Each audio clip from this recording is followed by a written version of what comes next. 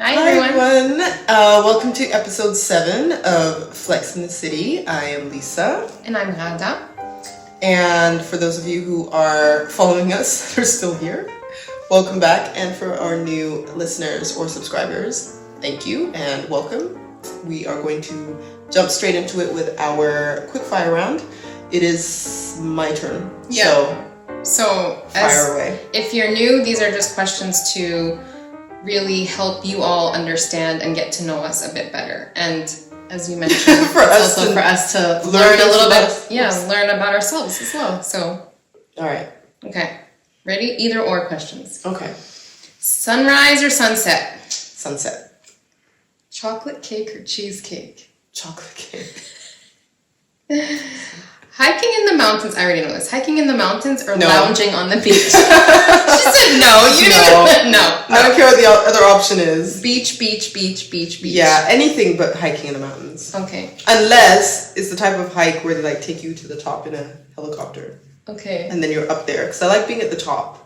I don't like getting there. What if you took a gondola up to the top? What kind of upflowing river is... The gondola is like the boat like in Venice, right? No, gondola here is like the cable cars.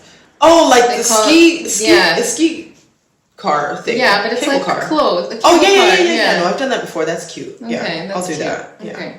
Okay. Singing in the shower or dancing in the kitchen? I dance in the kitchen damn near every night. Every time you cook? Almost. Okay. I love that. Every time I cook. I don't cook every single party night. in the kitchen. Because it's nice. You got your wine, vibes, music, quiet. I love it. It's good. Game night with family or dinner party with friends? I won't judge you. Dinner party. I won't judge you. No! Dinner party with friends most of the time. But sometimes actually game night with family is really fun. It depends. Is extended family included? Yeah. Okay, then game night with friends. Okay. Or dinner party with friends. Dinner party. My friends. Your friends. Yes. Okay. Picnic in the park or brunch at a cafe? Brunch at a cafe. Okay. Preferably in Dubai. Movie marathon at home or live theater performance? Movie. Oh God, that's a hard one. Live theater performance, like the opera or something? Yeah. Yeah, live theater performance, for sure. That's me too. Mm-hmm. Comedy club or karaoke bar? Oh my God. Comedy club. Have you ever been to a karaoke bar? I have, unfortunately. And have you sung anything? I had to. What excursion thingy. What did you sing? Please tell me what you sang. The first one, I remember the very first time I did, Here I go, again, go. Oh! Okay, then, chilling. What song is it? Minding my business. I couldn't believe it. I swear, my niece, my witness. The brother had it going kind of something. Jump? No. No! Oh my God! Shit! It's salt and pepper. I have to go all the way through it to figure out. Oh, go. Wicked, had to kick it. I'm not shy, so I asked for the digits. Oh no, that don't you know the make lyrics. me I don't know sick. I want to sign from fate. So I'm gonna dip back to a bag of tricks. So I'm gonna lick it like a lollipop. Came to my senses and I chilled for a bit. Don't know how you do the voodoo that you do. So well, it's a shoot. Salt and pepper. Oh my God, that took us like half a day. And I said jump. What the fuck was that? Not even the gender of seriously.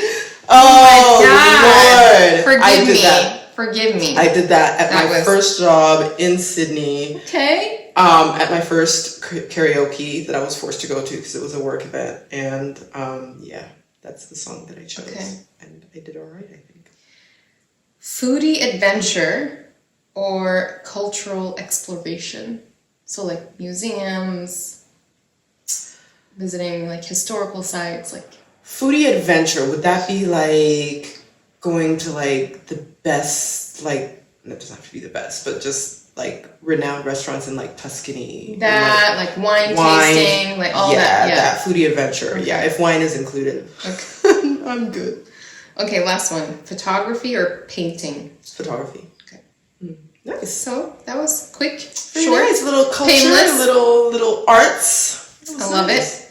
So do we know what we're talking about today? We are talking about friendships, but not just in the sort of open-ended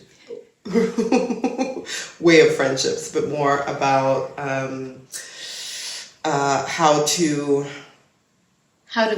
care for our friendships or relationships, how to take care of them, Yes, how nurturing. to nurture them, how to have open communication, how to know what's toxic That's and what I what's was going to not. say. How to identify the Yeah. nurturing friendships and the importance of being able to do that. And this applies also to relationships, but I think our main focus right now is friendships. Yes, Right. absolutely Okay. true. Yes.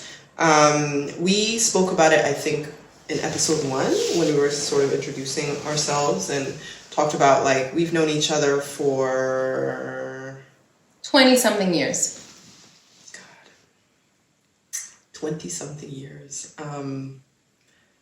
It's a long time. It's a long time. You're like, you need a minute. Do you need a minute? You know why? Because I don't know if anyone else who's our age does this, but I still think of like, I don't think of the year 2000 being like 24 years ago.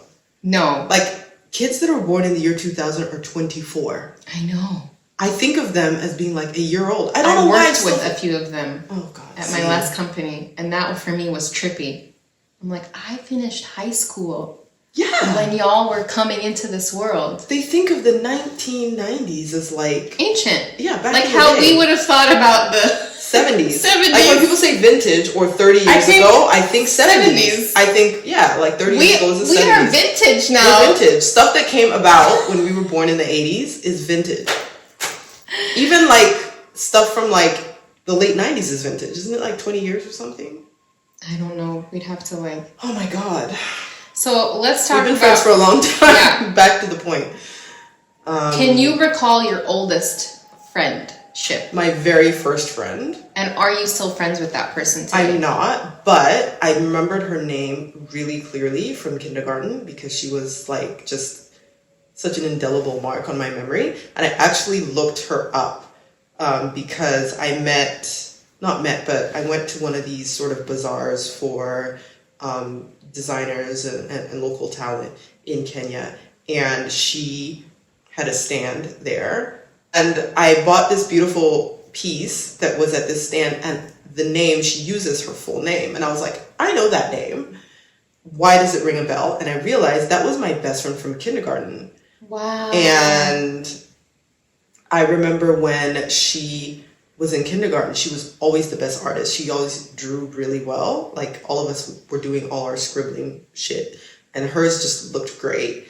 And we always used to say, what do you want to be? Do you want to be an artist when you grow up? And she'd say, I want to be an architect.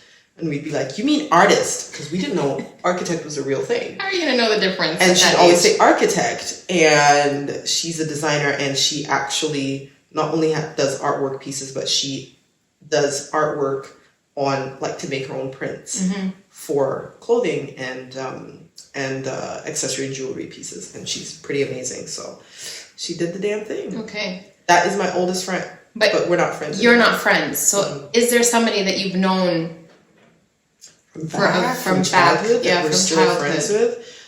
Friends, but because we moved around a lot so much in our lives, that continuous contact is difficult to maintain. I know. Do I have friends in my life now who I've known since I was like 9 years old? Yes, I do. And we chat, we catch up every now and then, and we talk about where our lives are now. And so that's definitely there. I have probably 2 friends.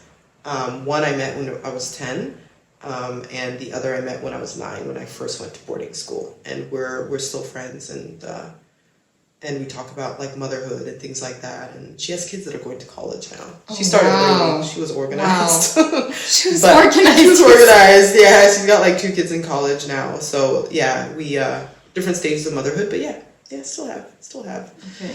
a few of them. But a lot of the friends that I have now are friends I made, obviously, in adulthood. How about you? Can I just double check that we're recording? Yes. Cool. So what about me? I, like you, also moved around a lot. Yeah. I know, like, my childhood friend that I've known since I was maybe like a baby, that my mom was friends with this girl's with the mom. mom. Mm-hmm. Like we have each other on Instagram. We don't chit chat. We don't like. She doesn't even like show up in my feed, but I know that she's there. We always had like when we were in high school, and I would come back from because we moved to Jordan, and we'd come back to New York and spend the summers in the city. Mm-hmm. So we would like meet up randomly every now and then. We'd even do like little dance performances. It was super cute. I loved it. Cute. I can even remember the mom, and I can remember how she says my name. Like she would say it so cute. Like not the typical Dada. She'd say Rada. They were Puerto Rican. Like they just had a little bit of, the spice to how they would say my name, and I loved it. And it's like a memory that's ingrained in my brain, but we're not in touch at all. Okay. Anyone that I knew from elementary days when I was in New York, really not in touch. Like I know I had a falling out with one of them. Yeah. When I came back to visit. Crazy in elementary school. She doesn't realize that we had a falling out. This was elementary school. She doesn't realize? Elementary school, 0 people I'm in touch with. I couldn't even find them on Facebook because I've tried. Right, okay. Middle school is when I've, started making more friends, and then we moved in 8th grade. Mm-hmm. And in 9th grade, like 8th grade going into 9th grade, we came back that summer, and I met up with one of the girls that I thought was like my closest friend. Right. Like super close, loved her to death. Yeah. And can I tell you a little story? Tell me a little story. There's a little story. Falling out. All my friends growing up were, I don't even know if I should say this, like if it's going to be okay to say. What? All my friends were Jewish growing up. Living in New York. Yeah. Living in New York, all my friends were Jewish. Yeah. Okay? Yeah. Palestinian, Muslim, but at that age you don't really like know it's just the difference. Friends. They're just friends. Yeah. We're all just friends. And that summer that I came back to New York to visit, I had spent some time in Palestine. And so she was asking me, how was your summer? What did you do? And I tell her, I went to Iraq to visit my dad because my dad was working there. Mm-hmm. And then I went to Palestine. And she goes, Palestine? What's Palestine? And I was like, sorry, you probably know it as Israel. Mm. And that's when there was something that clicked in her head when she finally realized what I was. She's like, you're one of them. And she said, so your people are the ones that are killing my people.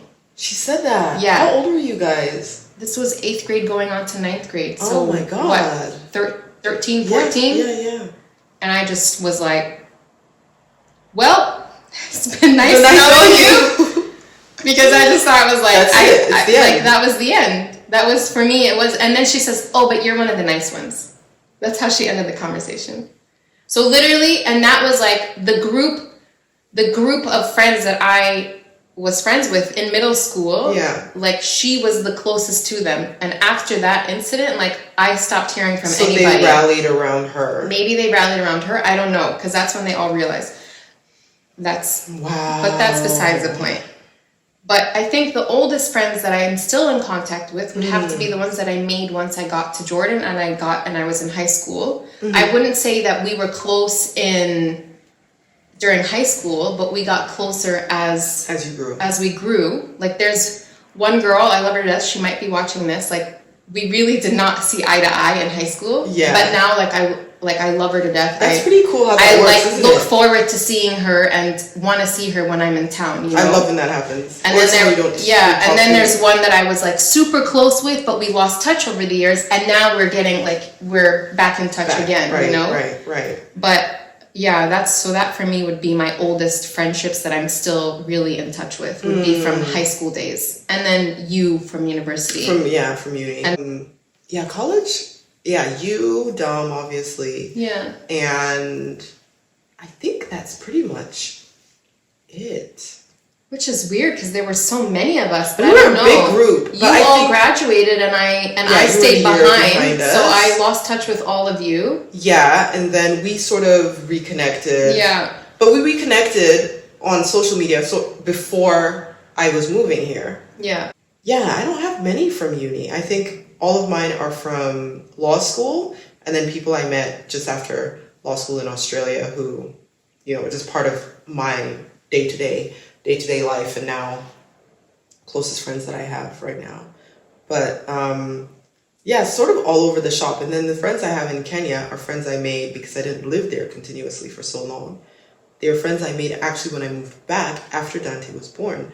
So I was already an adult, and the friends that I have there now are your tribe. Newer. Yeah. Well, not my actual tribe. No, you know what I mean. Like, but I know what you mean. They're your people. Yeah, my peeps. Yeah. And same thing with my friends from Dubai. Like, the boys from Dubai are just friends I made in the last couple of years, but we just have been through it together. And I think that just kind of solidified it. And I'm just like, I'm good. Like, enough. We're set. We don't need any more.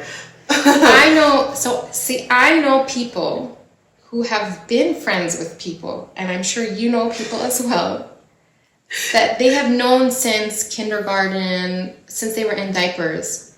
And for them, that is enough. And I know, for example, okay, maybe they've bonded, maybe they've gone through some sort of experience that really brought them together over the years. And I can respect that and I can understand that. But for me, I feel like, and we've mentioned this before, like just in our own talks, not on podcasts, like how there's friendships that come into your life for a reason, a season, or a lifetime, right? Loves it. And I feel like for the people that have made the friends for a lifetime from when they were little, feel like that's it, they're done. Like just like how you said, I'm done, I don't need any more friendships. Yeah. But I feel like you're missing out on a whole other level of friendships that you could be making in your 20s, in your 30s, in your 40s. Because you're not the same person. You're not the same person. I know for a fact people that have known each other since maybe middle school or elementary school, and they've known each other for so long that they can't let each other go. Simply on the basis of we've just known each other. We've known each other for so long. But we have nothing in common. Okay, maybe when we hang out, we go out for a bite or whatever, we have fun, but there's literally nothing in common. There's nothing. But it would be less of a headache to stay in each other's lives than to completely cut each other off. Right. Or to actually meet new people. But that's where I think like all that time and energy you're spending on that relationship then is completely blocking you from meeting new people. And from learning and expanding your experience in life and perspective. Absolutely. I think that's really common here in Germany. People have like hold on to their childhood friendships for forever. Yes. And it's funny to see because sometimes you'll hear that people have been friends for decades, their entire life, and you're like, oh my God, wow, that's pretty amazing. And then you see them together and you're like, what do you guys actually have in common? What is bonding you all? Because I don't see it. I don't see anything in common. Or it might just be like, oh, you're both parents, but you're both extremely different individuals. You're both extremely different types of parents. Your lifestyles are different. You're not in the same industries and work. I'm like, what is it that's holding you together aside from the fact that you just have this time that you were knowing each other and friends? Yeah. And I think, it definitely arrests your development. It stops you from growing and also finding new stuff about yourself because you'll be friends with other people who might like bring your triggers or your parts of your character to the surface that you didn't know existed. And like you said, reason or season. So they might only be there for that sole purpose to be like, I need to show you that you're actually the toxic You're the toxic one in the relationship. You're the toxic one. You need to work on this shit. You need to work on that. And you're like, okay. Yeah. All right, let me step away and deal with that. And then obviously that friendship will end because they'll say, listen, I need to protect myself from the toxicity. But now you've taken that on board and you've grown as a result. And there's some friends who are just there to help you through a difficult period. There's some who are there to show you something. So as you grow, if you're open to growth and development, you're going to actually meet new people. You're going to attract those new people as well. Otherwise, it's you're in like a stagnation zone where you're just stuck in one zone all the time. Yeah. And not able to let anybody in. Which is where you're at right now. I mean, you're the one that literally started the conversation with, I don't need new friends. But that's not to say that I think I've stagnated. Like, I definitely think I do a lot of growth work on my own. And I think even with, like I mentioned, a lot of my friendships being more recent and part of my adulthood and times in my life where I've grown and gone through change, I think that's indicative of the fact that I'm open to it, or things like that. I feel nurtured enough with the people I have in my life. Obviously, there'll come a time when maybe I'm needing more of that. I need more social interaction. I'm more open to it, and I can prioritize it. If it happens, it happens. But for right now, no, I'm good. Okay. I'm good. I hear you. I think that's amazing that you know where you're at, though. Yeah. Well, it took a while. Like for me, I know where I'm at right now, and I know for me, friendships, I need my friendships. Like, we are both in a foreign country. We don't have our families. So these friends that we make are family, are basically, it's a family that we've chosen. And I need to nurture that, and I want to nurture that. And so I also don't have time for anyone who does not want to be on the same level as me. Like, if you're not going to give my relationship as much attention as I give yours, like how I take you in, I don't have time for that. I don't have time for surface level relationships. Just, hi, bye, how are you? No, I don't have time for that. Like, I want deep, meaningful connections. I feel like in my 40s, this is where I'm also like, I want these female relationships, these friendships to kind of like give me strength and power and that sisterhood. Important. I really want that. And I don't need to count on friendships that I've known since I was in high school. Like, okay, I love the people that I've known since high school, but I'm at a different stage in my life. Absolutely. Or you've just grown into a different person that's had experiences different from those people in high school. And there's people that you'll meet now that have had more similar experiences. And I attract those people to me. And they might be on the other side of it. So either they're at your same level, they can walk with you through it, or they're slightly ahead because they've been through it, they can help bring you through it. But if there's someone that's behind you that's not moving with you, and they're stagnated, granted, everyone has their own journey, and that's fine. But like, I'm not trying to, kind of, if you want to stay stagnated, that's fine, cool. But it's not for me. It's like growth, betterment, moving forward, and maturing, not just, obviously in numbers and age, but in emotional and spiritual awareness. Of course. It's so important. It's hard to, when you get older, being able to discern the toxicity, because you have relationships that really truly seem that they are starting genuinely and in earnest, and you're like, oh, this is a good person, we have so much in common, and you connect, and then you'll see maybe some indicators of that toxicity.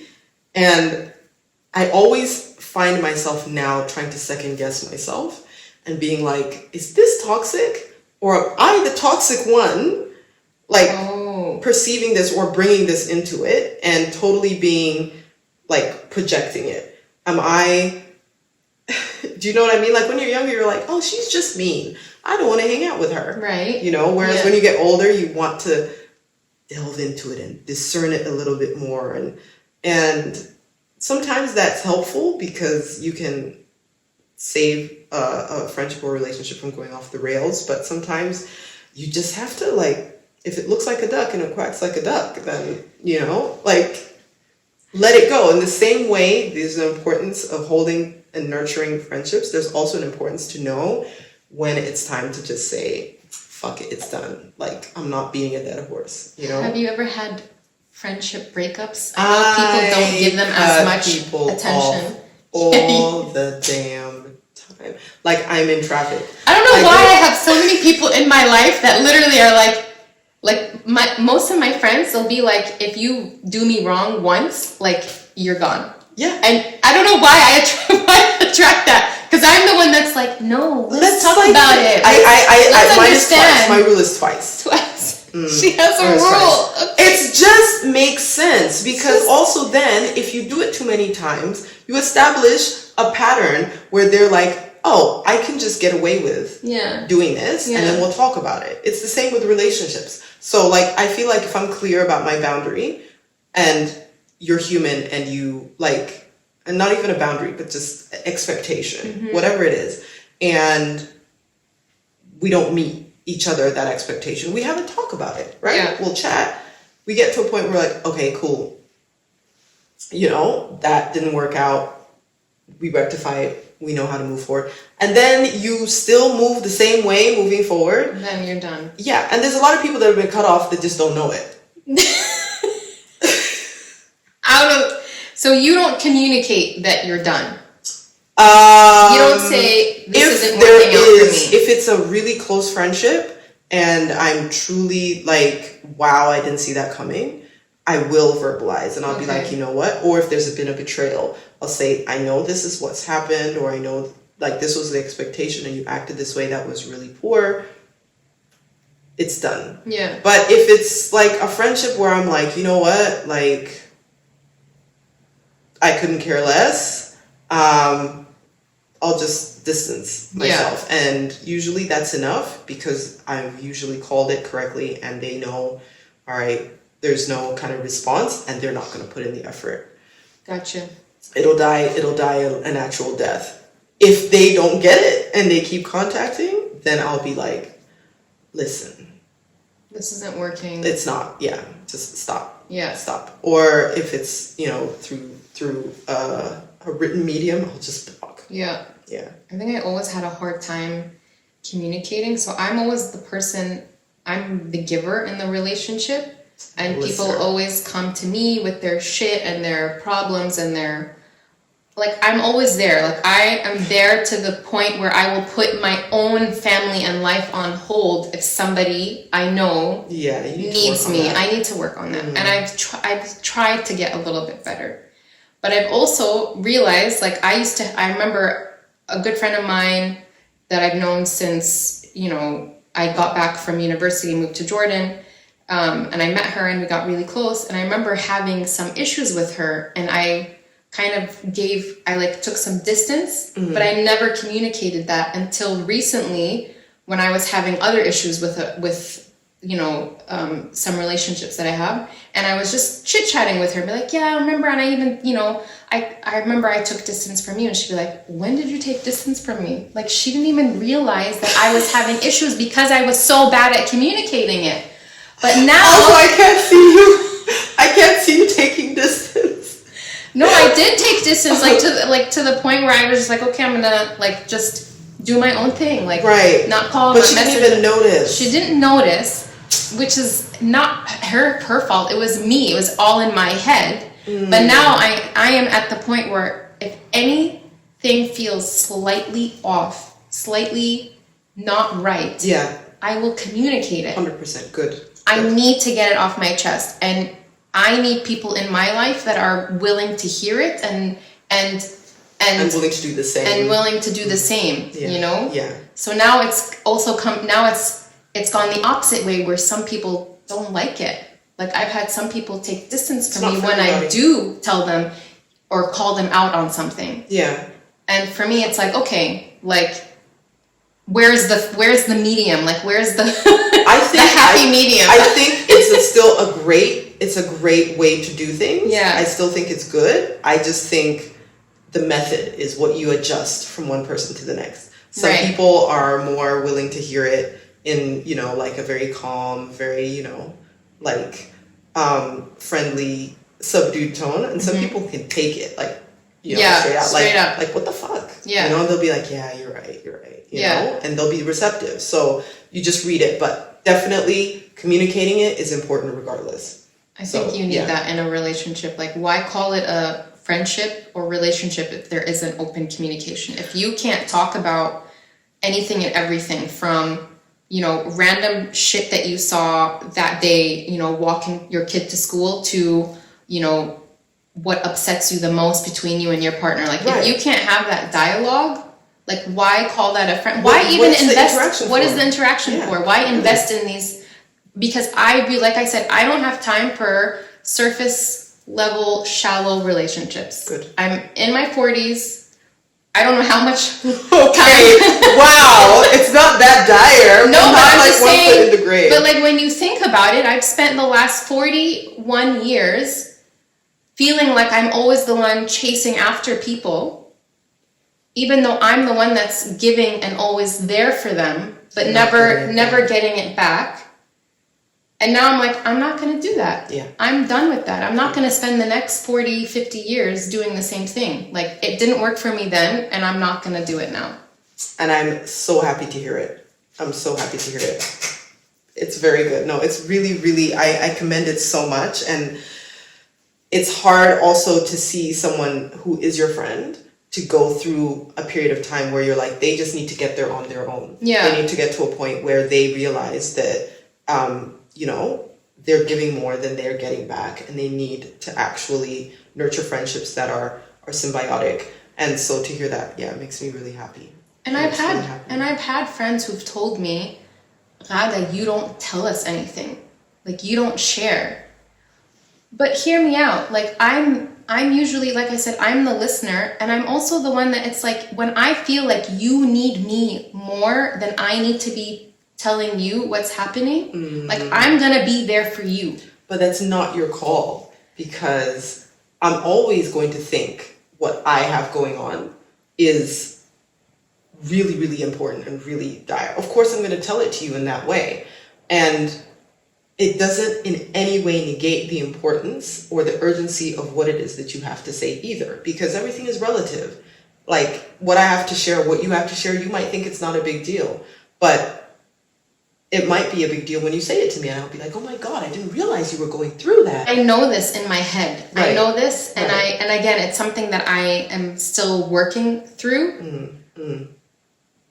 But where you feel like your problems are always going to be a big deal for you, like when I'm talking to you or to any friend who has something going on and they're talking, You feel like their problem is a bigger deal. 100%. Minimize your own. I minimize my own, and I'm like, you know what? Now's not the time. Because even then, when they ask me, how are you doing? I feel like my problem is so minuscule, so not a big deal that why am I gonna, and especially if we just spent the last hour talking about what's going on in their lives, like now I'm gonna come in and be like, oh, you know, I burnt the toast. And someone stepped on my foot today. Like, you know. But you're not going to have trivial stuff like that. You're going to have stuff. And like you said earlier, it's about friendship. You said it's about sharing everything. It is about the day-to-day stuff. It's about the serious stuff, the mundane stuff, and like the big stuff. It's all of it. And even if you think it's a small thing, you might be like, you know what? Not a big deal, but this is what happened today. And I might be like, holy shit, I was actually struggling with that. I'm so glad you said it, because now I know I'm not the only one. Like, you might not only be sharing it to help yourself. And that in and of itself actually helps solidify and cement those bonds, those friendships. Right. So it's important. And I think, you know, there's nothing that's like too small. That's friendship. You talk about the small shit and the big shit. And have you ever had a huge betrayal from a friend, like this, no matter what happens, is the end of the road? No, not that I can think of, honestly. That's good. Have you? Yeah. Really? Yeah, I have. I think I told you again, about I might be like completely diminishing this massive problem I went through. I don't know. You probably are. Okay. And you're like, it's not a deal breaker, and I would be like, what the? She's out of there. I told you about one of them was the car accident. Yeah. After that, yes, that was one, and then there was You'll hear the car accident story another time. Maybe. I don't know if I want to tell it on here, but yeah, it's well, I might tell parts of it, but yeah, it's a deep one. But was there another one? I'm trying to think if there's any other. No, not like grand betrayals or anything. I think just like getting to the point where you're like, I don't really like this person anymore.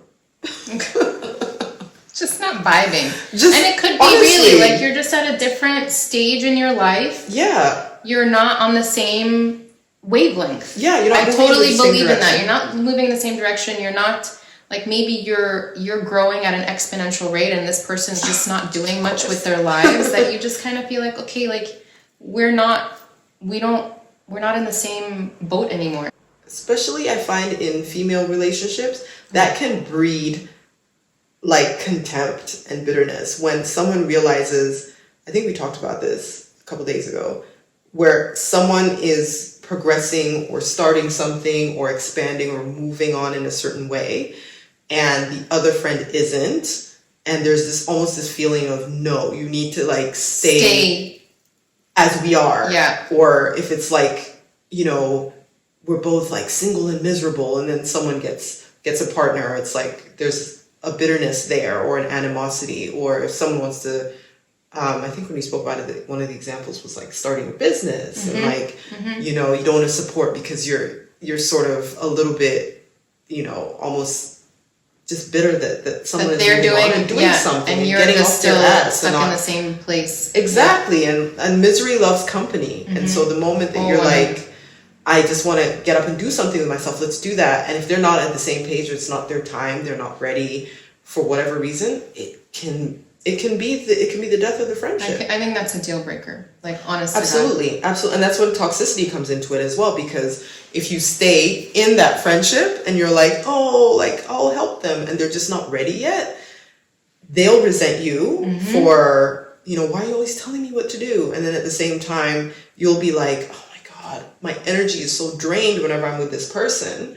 And it's such a downer. Like, I just want, you know, I want them to do better for themselves. And I see them, their capabilities, but they're just not using it. And yeah, it just gets toxic. So, and that, like, if you're not in a healthy state of mind, that can completely define how you see yourself. Like, when you're in a toxic relationship, friendship, like, they want you to be at the standard that is okay for them. So anything above that, if you're operating at a higher level than that, it's unacceptable.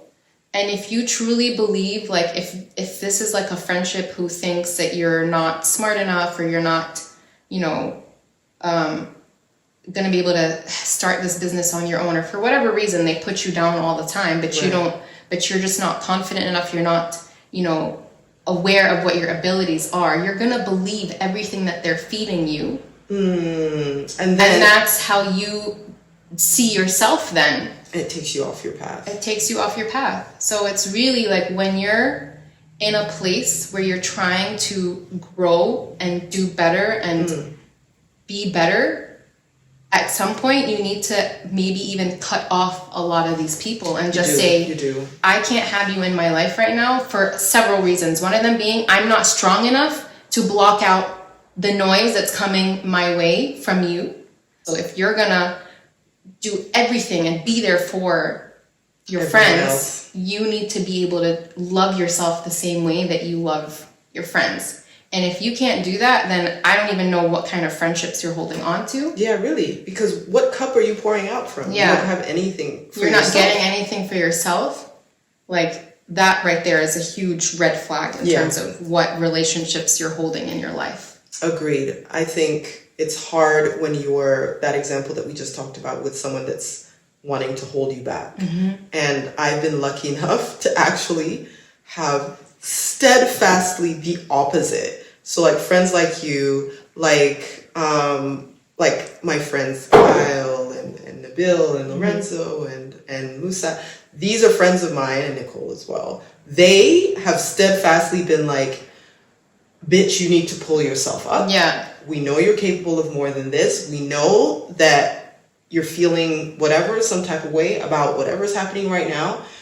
You need to be, they are your cheerleaders. Whatever it is, kinder to yourself. You need to put yourself, you know, to work and actually do what it is that you said you do. We're going to hold you accountable to what you said that you wanted. You cannot sit here and complain about this, but not actually put in the work that we know you're capable of. And so it's almost like, I don't want to hear it, you know? And especially with my really old friends like Nicole, like she said that stuff to me sometimes, and I'm just like, next. I'll talk to you later.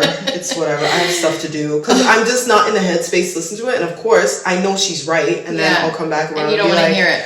I know. I'm sorry. I just didn't want to hear it. I wanted to wallow a little bit more. And she's like, okay, good. That's done. Now let's get it in. And that's a good friendship too, is where she's like, she will give you also that space. Like, you can wallow, but then you need to pick yourself. Yeah, take your 5 minutes. Do what you need to do, but then pick yourself up. Let's keep it moving. And let's keep going. Yeah.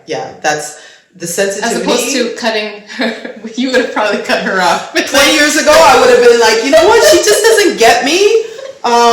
So yeah, she's done. Eye to eye. We're We're done. I would have been like, yeah, I'll call you back, block.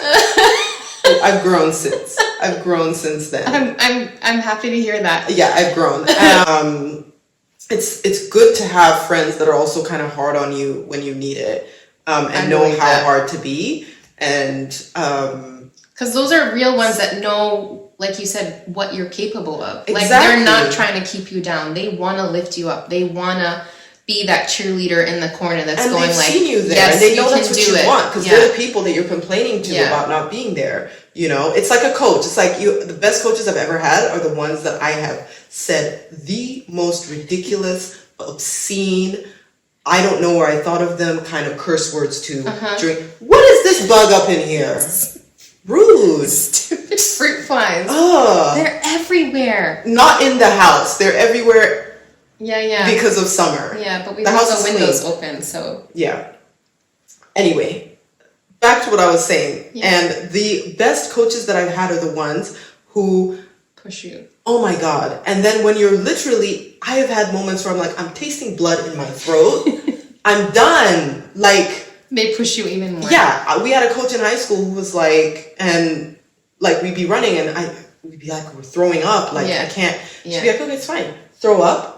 Come and back then come back and keep going. Yeah. When I was rowing crew at UConn for one semester, because girl, the 5 a.m. wake up calls weren't doing it for you. Especially spring semester when it's still cold and you drop the boat into the water, and it's icy, it's breaking ice. Chapeau for you doing it, like really. I looked around and I said, I don't look like none of these people doing this. None of my people are here, and there's a reason. There's a reason. We used to have rowing tests every weekend, Saturday morning. Okay. 6K rowing tests. Or we do 2 45-minute rowing tests. So you row as hard as you can. We had a split, goal to make in 45 minutes. You rest for 10 minutes, then you row again for 45 minutes. But you're not using the rowing machines. You're You actually are the in erg the machine. You're on the rowing erg. machine. That's what it's called. called. The erg, yeah.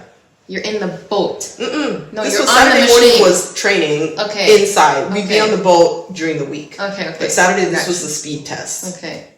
Because that's where they could test your individual strength on the erg. Erg.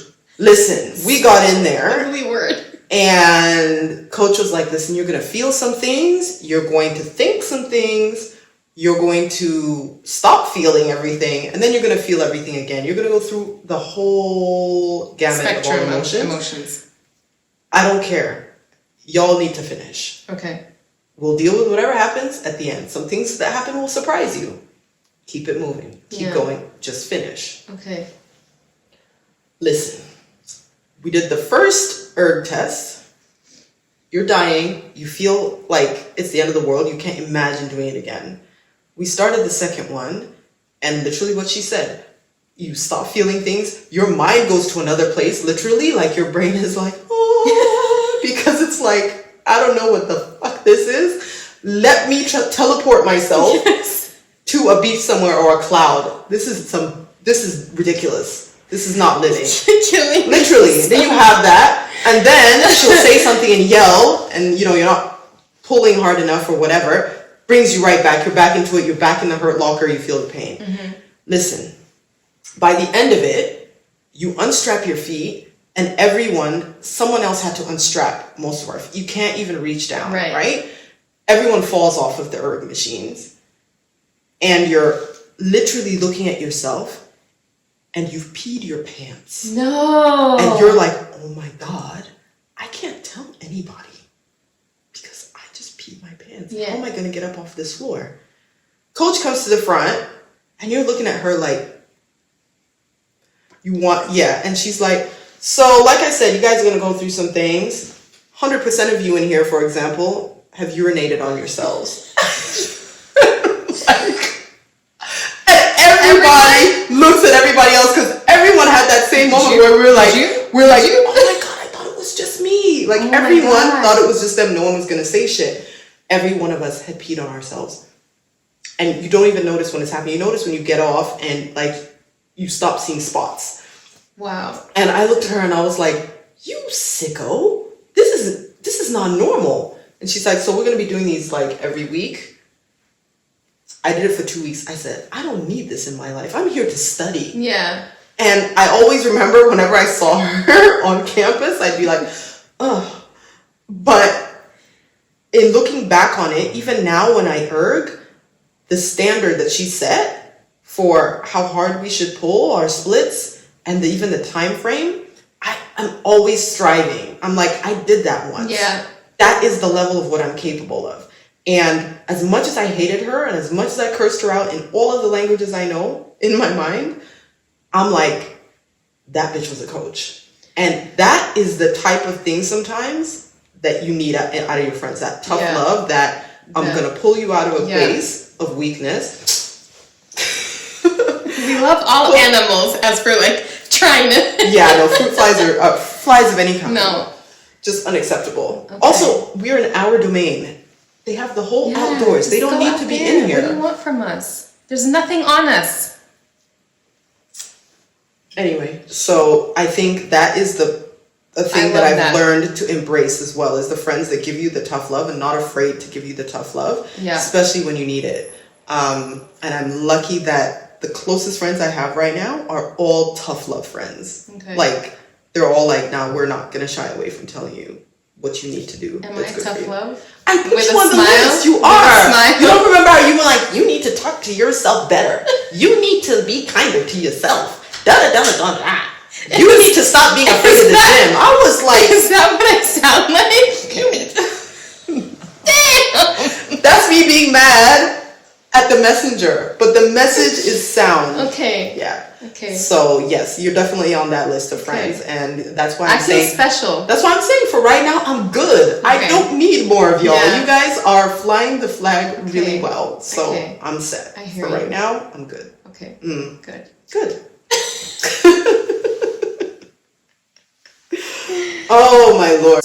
That's why we said open communication is such a big thing really to important. have, and it's super important. I think it should be a main pillar in any friendship, that if we're gonna be friends, we're gonna talk some shit out. Yeah. And if you can't handle it, then we can't be friends, you know? Right. Right. And like, you do things respectfully, obviously, but... And don't call me dramatic when I do call you out on some shit. I can't imagine someone calling you dramatic.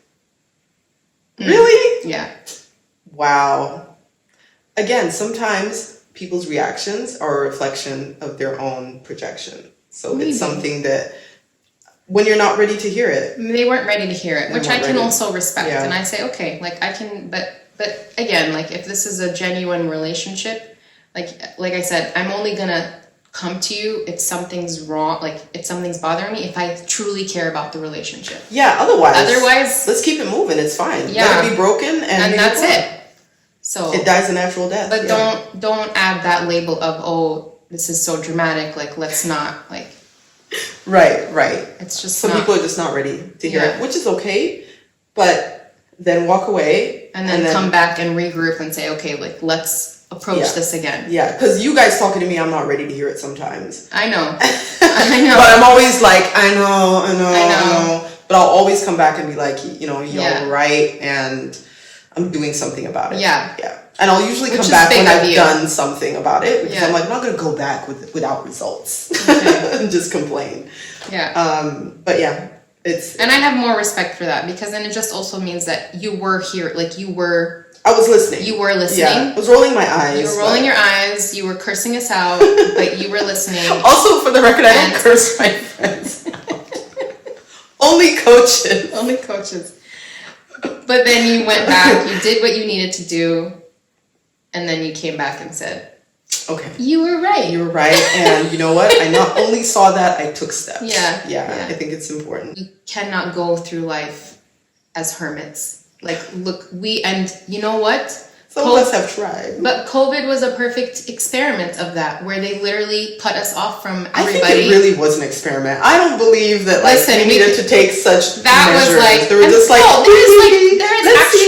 there is actual articles coming out now saying, we should not have done that. We should not have done social distancing. We should not have had masks. Like, we can get into that, but I'm not going to get into that. Right. But the social distancing was proof in itself that no, we cannot survive without each other. Like that was a killer for me when I knew. Yeah. It's one thing when I say, I'm not in the mood to see anybody today. Right. I'm just gonna, but to be told you are not allowed to see anybody, you are not allowed to step outside of the house, you are not allowed to communicate or to interact with other humans. I don't care how much Zoom, FaceTime, all of that. No, I need face-to-face interaction. And also, it also showed us that I'm very passionate about this. 100%. Drove me crazy. So am I. And it also showed us that you need more than just the people you live with. Yeah. So again, we love our kids, we love our partners. Yeah. Do you know how many relationships broke down because of quarantine and because of lockdown? Yes. Because people were like, dude, I can't only be with you all the time, every day, day in, day out. I can't do it. Yeah. And even in healthy relationships, you need other people as well. You need to interact outside of that. And it showed us that. It showed us that, yes, not only do you need to see people who you care about outside of the house, but people you live with inside of the house, you need a break from. And not a break from, but you need more than just one person in your life. I just don't want to put the effort into making new connections. If someone is willing to make the effort, I will reciprocate. I'm receptive. I'm just saying I'm not willing to put the effort in. I'm too tired. I feel like good with the friends that I have. I feel supported. I feel nurtured. I feel you don't feel lonely, and you don't feel like something's missing. Exactly. That's a big thing. Well, a lot of things are missing, but that's more just environmental. But in terms of friends, honestly, I don't feel that something's missing. And thank God for being able to, all of us, to be able to be in contact with each other, despite being on different sides of the world. Yeah, I feel like, what about you? Do you feel like you're at a good place, or you want to expand that circle actively? I'm always open to meeting new friends. That's never something that I would say no to. Do I have the capacity to put myself out there and really be close with somebody and like call them a sister? I'm not sure if I have that. It's a lot of effort. It is a lot of effort, and I've been doing that, and I have put myself out there, and I feel like I'm maybe not necessarily, like, the value that I put on a friendship sometimes is not the same. It's not the same as I get back, or it's not the same. They don't weigh it the same way that I do. And I don't know if I can keep doing that to myself, because like when I have a friend, I'm invested, and I put all of my energy into that. And I really take care of it and want to be there and, nurture that relationship. So right now, again, I think it would be like what you said, where they would have to put in a lot of the effort, because I feel like I've depleted all of my energy with that.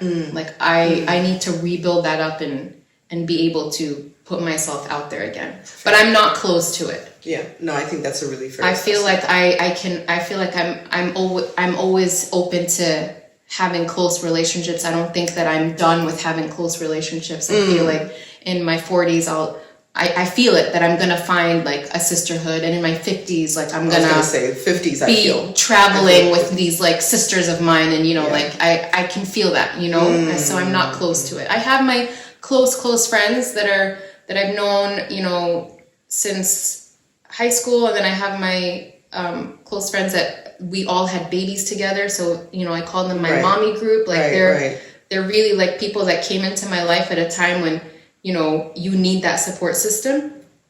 Very important. Forever grateful for them, and I love them to death. But that's not where it stops for me. Right. And I'm happy I realize that. But again, like I said, like I don't know how easily I will open myself up. I need to, and I think I'm doing that now also to protect myself a little bit, because I feel like I haven't been doing a good job of that. and I just kind of like lay my cards all out there and be like, yes, let's be best friends. Here's everything. Here's everything. Like, I'm here for you. Okay, maybe I don't share everything, but you know that you have me as your support system right away. Yeah. Like, you know what you get, you know, from me. Yeah.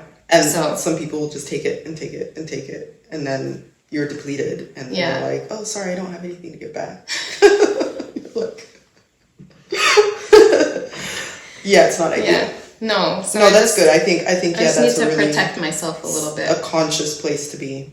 Yeah. No, really good. I think it's hard. Like friendships, you know, you have high school and we have all these like 90210 and all these shows that remind us. Did you see that she died? Shannon Doherty. Yeah. Shannon Doherty. I didn't even know cancer. She was battling with cancer. I didn't even know she was battling. Brenda. I know, and now like my algorithm is full of clips of like the love triangle, Brenda, Dylan, and Kelly. Yeah, Kelly was a bad friend. Speaking of which, yeah, Brenda went to Paris, and I don't care if she broke up with her man. You're her best friend. You started dating her man. It was still fresh. Like, come on. Then she had to walk. I think she walks in on them in the restaurant on a date. Damn. Granted, she was on a date too, but still, best friend. There's a code. Men are much better at that, I think, when it comes to the code, bro code. Oh, bro code. But there is no, like, what do they say? Hoes? No, bros before hoes. I don't know. What do we say? Nothing. We say bros before hoes too. Chicks before. We put chicks before dicks. Is that what we say? I don't know. I just made that up. Can I TM that? I mean, it worked. It's yours. I won't take credit. It's all yours. Sorry if my mom's watching. But I mean, we have generally as women a problem with doing that, with putting each other before men or before relationships. It doesn't have to be before men, but just putting each other's friendships like where they should be, like giving them the due respect and importance that they require. And like you see that all the time in those like old high school shows like 90210. But then you realize, oh my God, it's not just high school. It's the same shit. It carries on. Like, it's then Melrose Place. Yes. And then it's like, what's the next level of that? Golden Girls? Anything like that? Golden Girls is the end. The other Did end. they do anything like Days that? of Our Lives, whatever in between. Like it's just, you know, all of us like just being reckless with friendships, and then, you know, getting to a point where we're like, we're all we have left. Golden Girls. Yeah. We're all we have left at the end of it is us doing right by each other. That's so important. So yeah, I think that's a great thing to remember. We're all we have left. We're all we have left. Yeah, because we outlive these men. So that's true. Yeah.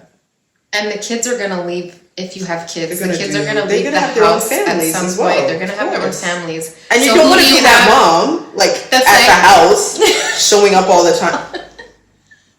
Well, there's some moms like that, but